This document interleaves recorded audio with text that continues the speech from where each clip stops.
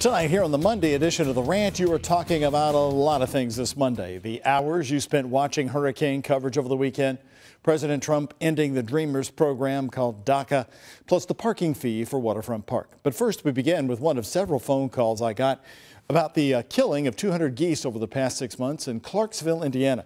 The city says they become a nuisance, so they hired an animal control company to do the job. Yes, this is Tony from Crescent Hill. This message is in regard to euthanasia of 200 geese over in Clarksville. Come on, Indiana. There's a lot better solutions than euthanasia. I understand that the state made the decision. Well, it was the wrong decision. Kentucky is noted to be #1 for animal cruelty and abuse. I don't know if your state is trying to catch up or what. Yes, this is Ken Martin. I live in a beachfront neighborhood, and I find it really despairing that they want to charge parking for downtown that's a public facility to begin with. I mean, how much more does a common taxpayer going to have to pay for somebody's idea of balancing the budget that's not balanced properly by the elected officials that we have?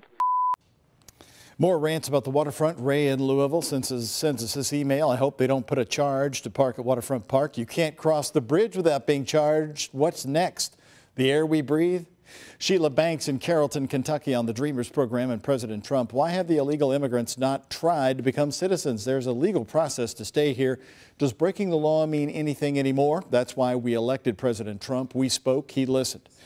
Kurt in Louisville. When I first moved to Louisville in 1985, one of my favorite areas was the Cherokee Triangle, specifically the man on the horse.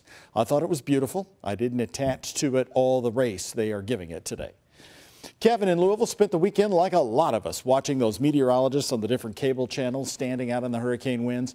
After watching countless weathercasters trying to broadcast reports in the midst of driving rain and 100-mile-per-hour winds, I can't help but think of the Pamplona running of the bulls. Well, Kevin, we've all stood out in stormy weather, snowstorms, ice storms, windstorms. We all try to do it safely, and it does send a clear message to those watching. By the way, that tradition of standing in a hurricane was actually started by Dan Rather on this very date, September 11th, 1961, as he created the first live broadcast of a hurricane ever. It was Carla. He was working for our sister station in Houston. Walter Cronkite saw him do it from New York and hired him at CBS News. Here's how you can rant away on this Monday. You can post a message on my Facebook page. You can send me a rant on Twitter at WHAS11Doug. Follow me there. There's the email address. It's therant@WHAS11.com. And the toll-free rant line is 855-749-1101.